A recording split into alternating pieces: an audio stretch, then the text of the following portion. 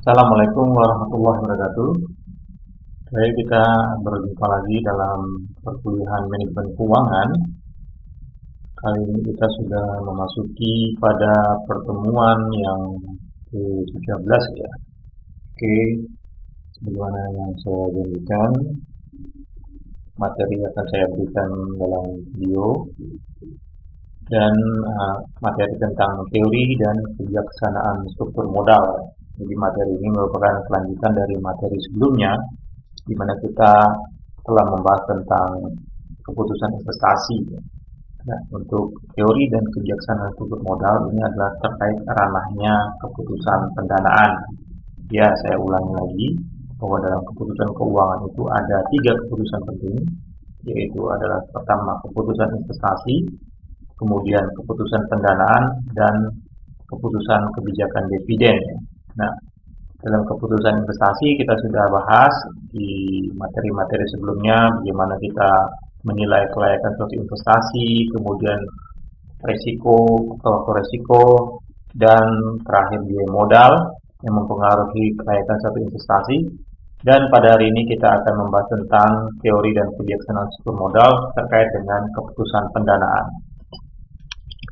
Oke, materi pembelajaran yang akan dibahas yang pertama adalah pentingnya kebijaksanaan struktur modal, kemudian teori struktur modal, pendekatan tradisional, kemudian pendekatan Modigliani dan Miller, struktur modal bila ada pajak. Oke, kita lanjut saja. Pentingnya kebijaksanaan struktur modal, bahwa struktur modal itu adalah merupakan imbangan modal asing atau utang dengan modal sendiri. Jadi struktur modal itu adalah komposisi penempatan modal hutang dan modal sendiri ya. Jadi keputusan bagaimana perusahaan menetapkan apakah perusahaan itu banyak didanai oleh hutang atau dari modal sendiri. Teori struktur modal itu menyatakan bahwa pengaruh perubahan struktur modal itu memberikan pengaruh terhadap nilai perusahaan. Nilai perusahaan itu apa indikatornya? Di sini ada 2 indikator yang bisa digunakan, yaitu yang pertama adalah harga saham, kemudian adalah biaya modal ya. Nah, suatu nilai perusahaan itu dikatakan naik apabila harga sahamnya juga naik ya, dan biaya modalnya mengalami penurunan. Ya, harga saham itu kan berfluktuatif ya, bisa naik bisa turun. Tapi kalau harga saham itu naik berarti nilai perusahaan itu juga naik, sehingga kekayaan pemegang saham juga akan naik. Nah, bukankah tujuan dari perusahaan itu adalah meningkatkan kemakmuran pemegang saham atau meningkatkan nilai perusahaan? Maka itu dalam keputusan pendanaan itu adalah berorientasi pada tujuan perusahaan, yaitu meningkatkan nilai perusahaan. Nah, pentingnya teori struktur modal itu adalah bahwa perubahan struktur modal itu berpengaruh pada biaya modal. Kemudian besarnya biaya modal itu adalah sebagai cut off rate atau pengambilan keputusan dari suatu investasi. Investasi dikatakan layak apabila investasi tersebut memberikan return yang lebih tinggi daripada biaya modal yang diberikan. Kemudian faktor-faktor yang perlu dipertimbangkan dalam penentuan kebijaksanaan struktur modal, yang pertama adalah persesuaian atau suitability. Persesuaian di sini adalah cara pemenuhan dana dengan jangka waktu kebutuhannya. Jadi kebutuhan ini terkait dengan investasi. Karena kita ketahui bahwa perusahaan itu ada dikategorikan ada 2 investasi, investasi jangka panjang dan investasi jangka pendek ya. Investasi jangka panjang itu tertera dalam aktiva tetap ya, sementara investasi jangka pendek itu tertera dalam aktiva lancar atau juga biasa disebut dengan investasi pada modal kerja. Nah, tentunya investasi jangka panjang itu akan dipenuhi dengan sumber-sumber modal yang sifatnya jangka panjang, seperti hutang maupun modal sendiri. Dan sementara hutang tadi itu ada hutang jangka pendek, ada hutang jangka panjang ya. Maka sumber jangka panjangnya adalah hutang yang dari jangka panjang. Sementara untuk investasi jangka pendek atau investasi pada modal kerja itu sebaiknya dipenuhi oleh sumber-sumber modal yang sifatnya jangka pendek, yaitu dari hutang lancar. Walaupun bisa dipenuhi dari sumber modal yang jangka panjang ya, namun nanti terjadi dana yang menganggur ya. Namun dari sisi risiko itu lebih aman. Oke, kemudian dari aspek pengawasan atau kontrol di sini terkait dengan bahwa pemegang saham lama itu mempunyai kewenangan atau kontrol terhadap perusahaan ya. Nah, dengan perubahan struktur modal ini maksudnya apakah modal ini mau ditambah dari hutang atau dari modal sendiri. Tentunya dari pemegang saham lama menginginkan kewenangannya itu tidak berkurang ya, atau hak kontrolnya tidak berkurang.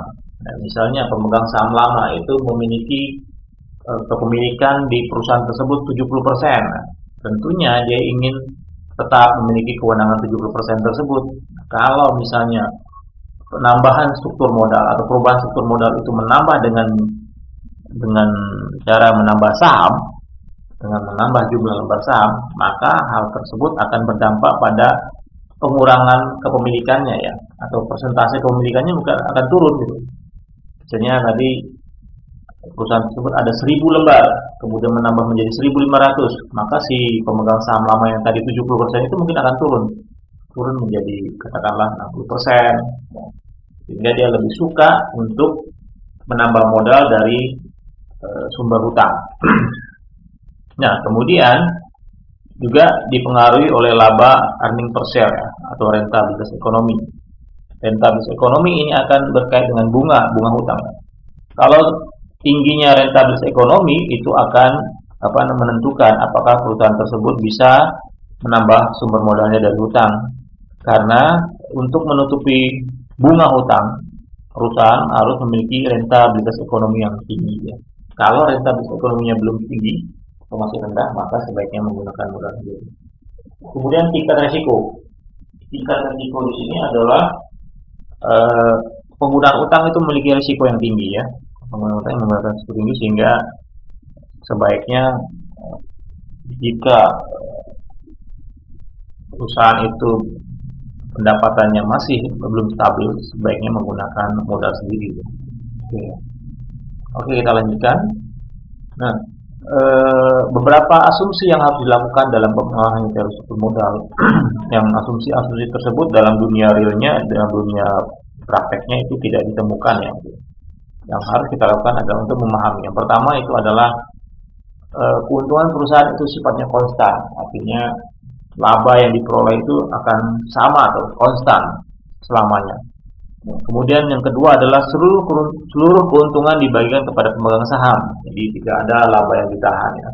Kemudian yang ketiga adalah hutang bersifat permanen, dan yang keempat adalah perusahaan mengubah struktur modalnya secara langsung mudah tanpa ada biaya transaksi. Ya, ini artinya kalau perusahaan mau mengkonversi saham menjadi hutang atau menjadi obligasi menjadi saham, itu tidak ada biaya transaksi ya, dan cepat mudah. Nah, tentunya asumsi ini itu dalam dunia prakteknya tidak mungkin ya, pasti tidak. Artinya ini adalah asumsi digunakan untuk memudahkan memahami tentang teori struktur modal. Nah, kemudian ada beberapa formulasi dan notasi dalam struktur modal yang perlu kalian pahami. Ya, kalian sudah membaca ininya ya, PDF-nya ya. Semoga ini juga bisa membantu memahaminya. Di sini ada biaya modal saham biasa, atau biaya modal saham biasa ini berarti adalah biaya modal sendiri. Itu dirumuskan dengan KE ya. KE ini adalah laba bagi pemegang saham, dan S itu adalah nilai pasar modal sendiri. Kemudian biaya modal hutang itu KD biaya hutang, dan F ini adalah bunga hutang yang dibayar. F ini bunga yang dibayar dalam rupiah maksudnya. Sementara B itu adalah nilai pasar hutang. Nah, kemudian nilai atau biaya modal rata-rata tertimbang atau biaya modal perusahaan itu ada dua di sini menggunakan dua rumus. Yang pertama ini K0 KO itu adalah KE dikalikan dengan porsi dari modal sendiri dibagi dengan nilai perusahaan, totalnya perusahaan. Sementara KD ini adalah hutang dikalikan dengan porsi dari hutang dibagi dengan total nilai perusahaan ya. Kemudian yang ini adalah bisa juga menggunakan rumus itu dengan EBIT dibagi dengan nilai perusahaan. EBIT atau laba sebelum bunga dan pajak dibagi total nilai perusahaan. Apa bedanya rumus yang ini dan di atas? Pada rumus yang bawah ini, ini digunakan untuk kasus nanti pasar modal yang tidak ada pajak, yang tidak ada pajak, yang tidak ada pajak. Oke, nah, nanti kita membahasnya berdasarkan ini pasar modal sempurna yang ada pajak, pasar modal sempurna yang yang tidak ada pajak. Sementara yang untuk rumus di atas ini digunakan untuk menghitung biaya modal untuk yang struktur modal bila ada pajak. Struktur modal bila ada pajak. Oke. Oke, kita lanjutkan. Oke, ini pertama kita akan memahami pasar modal sempurna tidak ada pajak. Jadi ini menggunakan pendekatan tradisional ya. Pendekatan tradisional bahwa di sini misalnya PT Abadi beroperasi hanya menggunakan modal sendiri dan memperoleh keuntungan operasi sebesar 25 juta per tahun atau EBIT ya. Return yang diharapkan pemilik sebesar 20% per tahun. Di sini EBIT-nya adalah 25 juta, kemudian bunganya kosong, tinggal labanya adalah 25 juta, kemudian biaya modalnya di sini adalah 20% ya, 0,2. Kemudian nilai pasar modalnya berarti bisa kita hitung dengan cara yang sesuai rumus yang sebelumnya. Rumus ini ya. Ini tinggal kita balik aja. Ini biaya modal adalah sama dengan laba dibagi dengan nilai pasar. Berarti kalau mencari nilai pasar atau S-nya, tinggal kita balik berarti laba dibagi dengan biaya modal ya. Jadi labanya 25 juta dibagi dengan biaya modal 0,2 sehingga ketemu 125 juta. Ya. Sehingga nilai pasar perusahaan atau nilai totalnya adalah 125 juta karena di sini tidak ada hutang. Sementara biaya modal perusahaan tetap 0,2. Oke, kemudian misalnya perusahaan itu mengganti sebagian modalnya dengan hutang dan dengan biaya modal hutang ya dengan bunga 16%. Ini misalnya perusahaan ingin menambah modal dengan cara menambah hutang dengan tingkat bunga 16% dan bunga yang harus dibayar adalah 10 juta. Nah, karena menggunakan hutang berarti beresiko sehingga pemegang saham mengharapkan tingkat keuntungan yang meningkat menjadi 22% ya. Jumlah lembar sahamnya adalah 5.000 lembar. Oke, kita lihat di sini. EBIT itu adalah 25 juta, kemudian bunganya tadi adalah 10 juta, kemudian laba dikurangi 10 sehingga 15 juta. Kemudian biaya modal sendiri itu tadi meningkat ya, karena ada hutang meningkat menjadi 22%, menjadi 0,22. Kemudian nilai pasar modal itu bisa kita hitung dengan rumus tadi ya. Labanya 15 juta dibagi dengan biaya modal 0,22 sehingga ketemu 68,18 juta. Sementara nilai pasar hutang itu adalah bisa kita hitung tadi bunga yang dibayar 10 juta, kemudian ini bunga dalam persentasenya 16% ya. Sehingga ketemu 62,5 juta. Hingga nilai pasarnya totalnya adalah 130,68 juta. Nah, di sini biaya modal perusahaan total itu bisa kita hitung dengan rumus yang mana? Rumus kita kembali ke sini. Kita pakai rumus yang ini ya. EBIT dibagi dengan nilai perusahaan. EBIT dibagi nilai perusahaan itu EBIT-nya adalah berapa? 25 juta. 25 juta dibagi dengan nilai perusahaan 130,68 sehingga ketemu 0,191 atau 19,1%. Nah, dari penambahan modal ini ternyata biaya modal mengalami penurunan ya, yang sebelumnya 0,20 menjadi 0,191. Kemudian harga saham sebelumnya itu 125 juta, ini kan nilainya sebelumnya 125 juta ya. Dibagi dengan lembarnya adalah 5.000 sehingga ketemu harga sahamnya 25.000. Kemudian perubahan setelah ada modal berarti nilai perusahaannya adalah 130,68 juta dibagi dengan 5.000 harga jumlah lembarnya sehingga ketemu harga sahamnya adalah 26.136. Nah, ternyata kesimpulannya di sini adalah perubahan struktur modal itu adalah meningkatkan nilai perusahaan ya. Terbukti di sini biaya modal itu mengalami penurunan dari 0,20 menjadi 0,19, kemudian harga saham mengalami peningkatan dari 25.000 menjadi 26.000 per kilo. Oke. Nah, tadi itu adalah penjelasan menurut pendekatan tradisional. Sekarang bagaimana dengan pendekatan Modigliani dan Miller ya? Modigliani Miller ini adalah apa namanya ahli-ahli teori keuangan ya. Pendekatan tradisional itu dibantah oleh Franco Modigliani dan Merton Miller approach pada tahun 1998. Mereka menerbitkan sebuah artikel yang berjudul The Cost of Capital, Corporation and the Theory of Investment ya. Di sini mereka menyatakan bahwa tidak ada hubungan antara nilai perusahaan dan biaya modal dengan struktur modalnya. Artinya di sini perubahan struktur modal itu tidak mempengaruhi nilai perusahaan menurut mereka. Karena dengan proses arbitrage ya akan membuat nilai perusahaan baik yang menggunakan hutang atau tidak menggunakan hutang itu akhirnya akan sama. Nah, bagaimana itu? Nanti kita lihat. Proses arbitrage muncul karena investor bersifat rasional, menyukai investasi yang sama menghasilkan keuntungan yang lebih besar, atau investasi yang lebih kecil menghasilkan keuntungan yang sama. Ya, di arbitrage itu ada seperti nanti akan menunjukkan bahwa perusahaan yang punya hutang maupun yang tidak pakai hutang itu akan bernilai sama. Kita lihat di sini. Ya, kita ambil lagi data contoh yang tadi ya. Misalnya di sini ada dua perusahaan, PT Abadi dan PT Agung.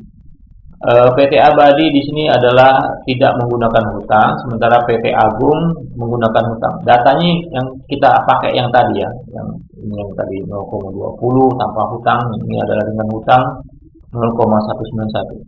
Misalnya dua perusahaan. Misal di sini ada seorang pemegang saham, katakan namanya Tuan X ya. Tuan X itu mempunyai kepemilikan 20% pada saham pada PT Agung ya. Jadi dia punya kepemilikan saham 20% pada PT Agung. Berarti kekayaan Tuan X adalah sebesar 20% dari jumlah nilai pasar modal. Nilai pasar modal sendirinya adalah 68,18. Jadi 20%-nya berarti di sini Tuan X punya nilai kekayaan adalah 13,64 juta ya. Nah, misalnya Tuan X di sini menjual sahamnya dan membeli saham di PT Abadi yang tidak mempunyai hutang.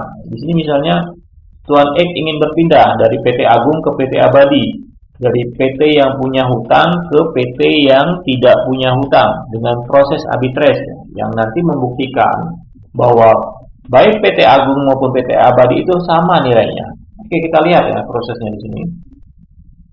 Proses arbitrage yang dilakukan oleh Tuan X. Tuan X menjual sahamnya di PT Agung dan memperoleh dana sebesar 20% ya, dia sahamnya 20% dikalikan 68,18 sehingga ketemu 13,64 juta ya.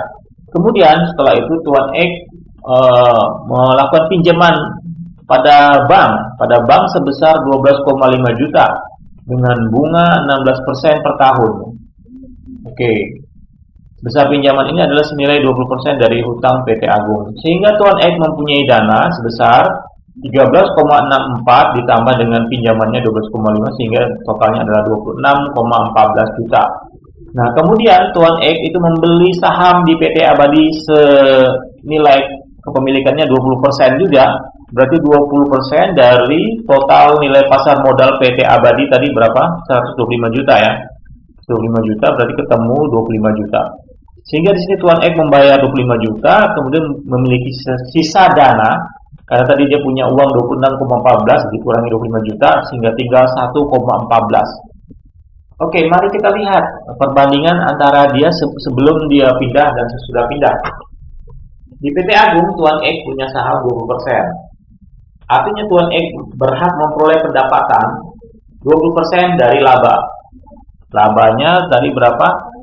PT Agung itu labanya 15 juta. 20% dari 15 juta berarti dia berhak mendapat pendapatan bersih 3 juta. Sementara di PT Abadi dia juga punya pemilikan 20%. 20% dari labanya berapa? 25 juta. Di sini 25 juta sehingga dia punya pendapatan 5 juta. Namun karena dia pinjam di bank, ada kewajiban membayar bunga di bank yaitu sebesar 16% ya dari pinjamannya 12,5 sehingga dia harus membayar 2 juta sehingga tinggal 3 juta. Nampak di sini ternyata Tuan X itu sama aja, baik di PT Agung maupun di PT Abadi, dia akan memperoleh pendapatan bersih eh, sebesar 3 juta. Malahan di PT Abadi dia itu punya uang kas lebih 1,14 juta ya dari pinjaman. Sehingga di sini membuktikan bahwa sebenarnya perusahaan yang baik punya hutang maupun yang tidak punya hutang itu sama. Dalam kasus tidak ada pajak di sini menurut Milton dan Miller. Oke. Ini adalah bantahan dari pendekatan tradisional. Nah, ini adalah latihan soal ya, latihan soal untuk menentukan struktur modal yang paling optimal pada kasus tidak ada pajak. Nah, ini misalnya sebuah perusahaan Trakindo itu diperkirakan akan mendapatkan laba operasi 50 juta. 50 juta, kemudian di sini dia mempunyai aktiva sebesar 500 juta ya. Kemudian ada 3 pilihan nanti, ada yang sumbernya dari hutang semua ya, sumber dari hutang, ini 100, 200, 300, kemudian ini ada bunganya. Kemudian kalau utangnya 100 berarti return yang diharapkan atau keuntungan yang dipersyaratkan oleh pemodal ada 15, 16, 17 ya. Oke, ini adalah masing-masing komposisinya sehingga kita disuruh menghitung nilai pasar perusahaan dan biaya modal masing-masing struktur modal dan tentukan struktur modal yang paling optimal dari pilihan ini. Oke ya, kita hitung dengan cara rumus tadi. Oke, yang pertama adalah utang yang 100 juta ya. Yang 100 juta itu tadi EBIT-nya 50 juta, kemudian bunganya 10 juta, sehingga laba untuk pemilik adalah 40 juta. Kemudian biaya modal sendiri tadi adalah 15% ya. Sehingga nilai pasarnya kita bisa hitung. Nilai pasarnya berarti laba dibagi dengan biaya modal ya, ketemu 2667 ya. Jadi laba dibagi dengan ini ya, sehingga ketemu 266. Kemudian biaya utangnya tadi ditentukan 10%, nilai pasar utangnya itu bisa kita sudah ditentukan tadi 100 juta, sehingga kita bisa menghitung total nilai perusahaan yaitu ada 100 juta ditambah 266 ya, 266 tambah 100 sehingga ketemu 366. Nah, biaya modal perusahaannya adalah itu kita pakai rumus yang tanpa pajak itu adalah EBIT dibagi dengan total nilai perusahaan. EBIT-nya berapa? 50 juta dibagi dengan total. Ya, 366 ya. 50 juta dibagi dengan 366 sehingga ketemu 13,64. Nah, begitu juga dengan yang lain ya, yang utang 200, 300 caranya sama.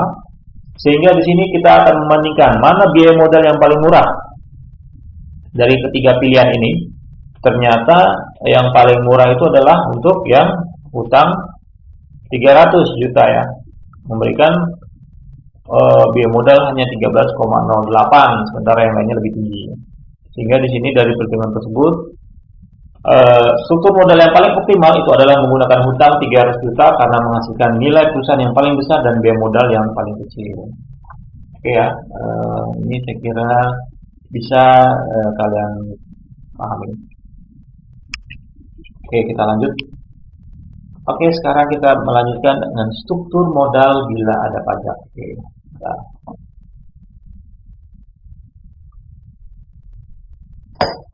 Oke. Tadi sebelumnya adalah struktur modal tidak ada pajak. Nah, bila ada pajak, Modigliani dan Miller itu apabila ada pajak, perubahan struktur modal itu menjadi relevan. Artinya ada perubahan. Bunga yang dibayar sebagai pengurang pajak. Di sini bunga. Yang perusahaan memiliki hutang itu pasti membayar bunga. Sementara bunga itu adalah sebagai pengurang pajak karena dia meningkatkan biaya ya, mengurangi laba. Pajak penghasilan yang dibayar lebih kecil dibandingkan perusahaan yang tidak memiliki hutang, sehingga terjadilah namanya penghematan pajak. Penghematan pajak di sini artinya bisa meningkatkan kesejahteraan pemilik perusahaan. Jadi relevannya di situ ya. Kalau perusahaan yang punya utang berarti kan ada bayar bunga, berarti biayanya lebih tinggi, tinggal labanya menurun. Kalau laba menurun berarti pajaknya juga akan dibayar lebih kecil. Oke, kita contoh. Kita ambil contoh yang tadi juga ya, dari data yang tadi, PT Abadi dan PT Agung. Ini adalah EBIT. Sama tadi datanya, saya kira ini tadi yang data sebelumnya. PT Agung menggunakan utang membayar pajak lebih rendah. Nah, di sini pajaknya misalnya 30% ya. Pajaknya 30%. Lebih rendah dibandingkan dengan PT Abadi yang tidak menggunakan utang. PT Agung hanya membayar pajak 4,5 juta, sementara PT Abadi membayar 7,5, sehingga ada selisih 3 juta. Nah, selisih 3 juta itu adalah merupakan penghematan pajak bagi PT Agung ya. Penghematan pajaknya itu juga bisa kita hitung dari tarif pajak 30% dikalikan dengan bunga. Bunga yang dibayar itu adalah 10 juta ya. 30% dari 10 berarti 3 juta. Ini ada selisih. Sama ya. Selisih antara yang Abadi dan Agung ini ya. Ini kan selisihnya adalah 3 juta ya. 3 juta itu bisa dihitung dari 30% dari ini, atau di ini juga dikurangi juga langsung 7,5 dikurangi 4,5 kan sama dengan 3. Oke, kemudian bila asumsi hutang permanen, ingat tadi kita menggunakan asumsi untuk menganggap. Asumsi permanen setiap tahun memperoleh penghematan pajak 3 juta selamanya, berarti kita bisa hitung present value ya, karena dia jangka waktunya bertahun-tahun, maka menghitung pakai present value. Penghematan pajak itu sama dengan penghematan pajak dibagi dengan 1 plus R pangkat T. T-nya adalah selamanya, sehingga bisa kita pakai dibagi dengan KD atau biaya hutang ya. Jadi present value penghematan pajak itu bisa kita hitung dengan penghematan pajak yang tadi ini 3 juta ini dibagi dengan KD atau biaya bunganya. Oke. Nah, perusahaan yang menggunakan hutang mendapatkan manfaat yaitu berupa penghematan pajak. MM atau Modigliani Miller berpendapat nilai perusahaan yang menggunakan hutang itu lebih besar dibandingkan perusahaan yang tidak menggunakan hutang. Di mana kelebihannya? Kelebihannya itu adalah di penghematan pajak. Jadi ini yang kelebihannya ya. Sehingga nilai perusahaan yang menggunakan hutang itu sama dengan atau dikasih notasi FL sama dengan FU. FU di sini adalah perusahaan yang tidak menggunakan hutang ditambah dengan present value penghematan pajak. Sekali lagi, rumus nilai perusahaan yang menggunakan hutang itu adalah sama dengan FU. FU itu adalah nilai perusahaan yang tidak menggunakan hutang ditambah dengan present value penghematan pajak. Nah, tadi dari contoh itu, misal biaya modal PT sendiri modal sendiri PT Abadi tidak menggunakan hutang itu adalah 20% dan biaya KD itu adalah 16%, nilai PT Abadi bisa dihitung, maka nilai PT Abadi yang tidak punya hutang kita bisa hitung tadi labanya itu 17,5 ya, tadi ini sini kan ini laba untuk pemegang sahamnya 17,5 dibagi dengan biaya modalnya 0,20 sehingga ketemu 87,5 juta. Kemudian present value penghematan pajaknya bisa kita hitung tadi adalah selisih 3 juta dibagi dengan bunga 16% sehingga ketemu 18,75. Maka present value nilai perusahaan PT Agung itu sama dengan 87,5 ditambah dengan 18,75 untuk penghematan pajak. Sehingga ketemu 106,25 juta ya. Dan nilai perusahaan PT Agung itu adalah 106,25 juta. Itu untuk mencarinya. Nah, kemudian juga perlu dipahami di sini adalah untuk menghitung KD atau biaya modal hutang itu harus kita lakukan tax adjustment. Ini sudah saya jelaskan ya. Harus dikalikan 1 min T ya, sudah pernah saya jelaskan. Jadi tadi kalau 16% berarti dia menjadi 11,2 karena di sini dikurangi pajaknya 30% ya. Oke, ini saya kira sudah tahu ya. Nah, dari penghitungan Modigliani dan Miller berpendapat bahwa perusahaan akan bisa meningkatkan nilai perusahaannya jika menggunakan hutang yang sebesar-besarnya. Nah, tentunya ini pernyataan ini akan menimbulkan pro dan kontra ya, karena penggunaan hutang itu juga cukup berisiko tinggi, kecuali kalau memang hutang itu digunakan secara produktif, ini benar-benar bisa meningkatkan nilai. Pada itu pernyataan ini juga menimbulkan berbagai kritik dari kalangan praktisi. Namun juga disadari karena asumsi yang digunakan MM itu memang sulit diterapkan dalam dunia praktek, karena tadi beberapa asumsi yang kita tidak relevan ya dalam dunia praktek. Tapi teori ini juga selalu digunakan dalam beberapa pemahaman teori keuangan ya. Oke ya. Nah, sekarang kita akan menggunakan cara Modigliani Miller tadi itu menilai perusahaan dengan contoh soal ini ya. Di sini contohnya berarti ada dua perusahaan yang identik ya. Identik berarti punya laba yang sama atau EBIT yang sama. PT Sapa itu adalah menggunakan hutang, sementara PT Marwa tidak menggunakan hutang. Berikut taksiran laba dari kedua perusahaan tersebut ya. EBIT-nya itu masing-masing 50 juta, sementara bunga untuk PT Sapa itu adalah 18 juta. Ini labanya, kemudian tarif pajaknya adalah 25% ya, kemudian EAT masing-masing ini. Kemudian PT Marwa tidak menggunakan hutang dan mempunyai kapitalisasi modal sendiri sebesar 20% atau biaya modalnya ya. Biaya modal sendiri PT Marwa adalah 0,2 dan biaya hutang adalah 18% ya. Diminta menghitung nilai pasar masing-masing perusahaan berikut biaya modalnya. Oke, kita lihat yang pertama apa? Kita bisa menghitung nilai pasar perusahaan PT Sapa dengan cara rumus yang tadi, rumusnya ini.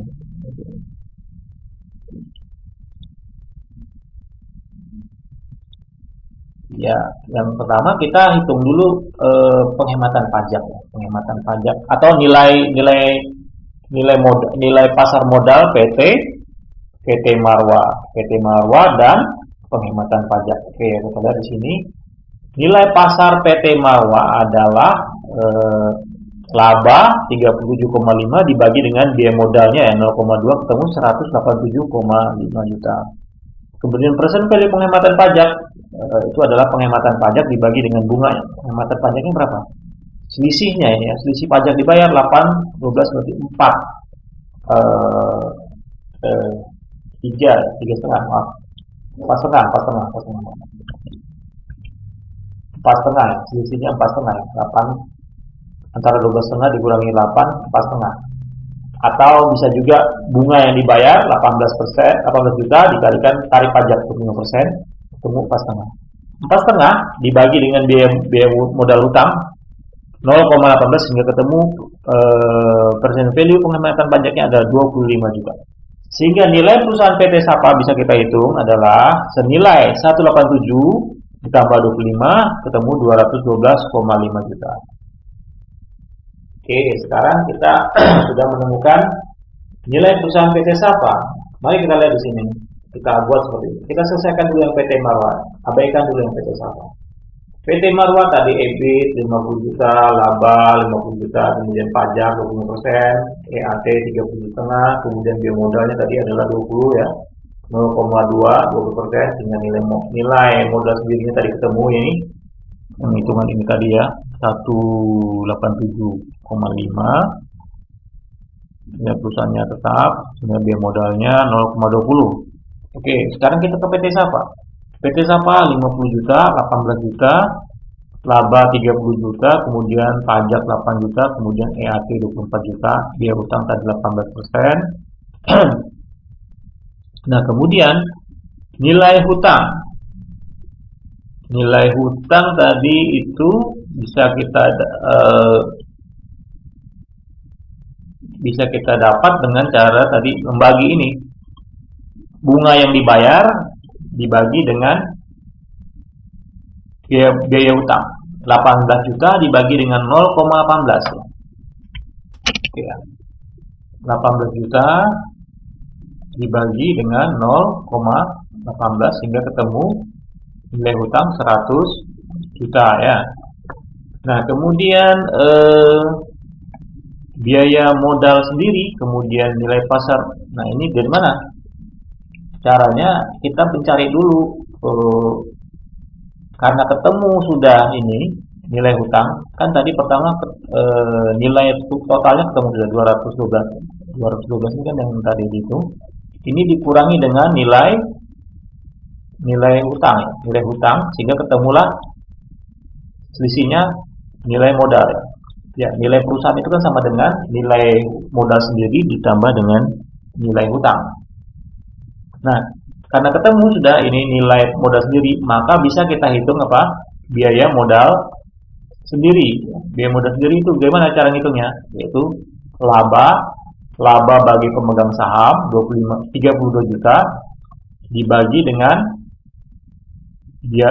nilai modal sendiri 112. Ya. Sehingga ketemu 0,2133.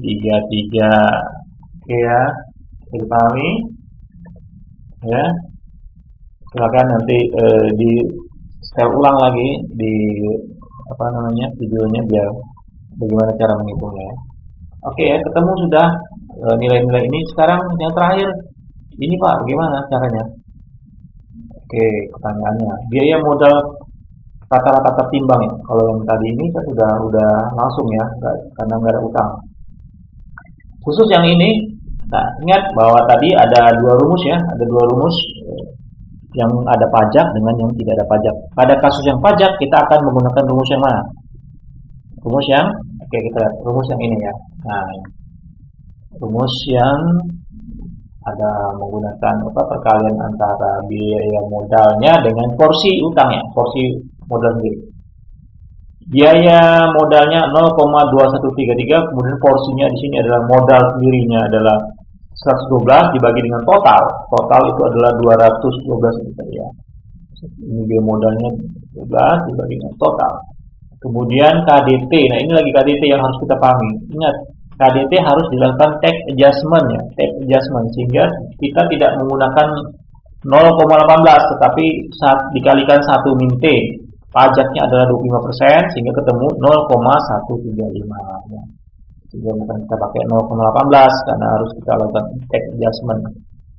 Sehingga di sini kita masukkan, nah ini 0,135 hutang, kemudian porsi hutangnya berapa? 100 per 212 ya. Karena nilai hutangnya adalah 100 dibagi dengan total 212 ya. Sehingga ketemu 0,1129 ditambah 0,0 sehingga ketemu 0,1765. Ini cara menemukan nilai 0,1765. Oke ya. Ini yang ini ada tugas ini yang bisa dipahami. Saya kira untuk hitungan ini nanti kalau kalian mengalami kesulitan boleh bertanya melalui WA group atau di Google Classroom ya. Oke, ini rekaman ini sudah yang ketiga kali yang saya lakukan. Ada beberapa kali mengalami gangguan. Oke, saya kira demikian untuk kuliah struktur modal. Mudah-mudahan bisa dipahami. Terima kasih. Saya akhiri dengan assalamualaikum warahmatullahi wabarakatuh.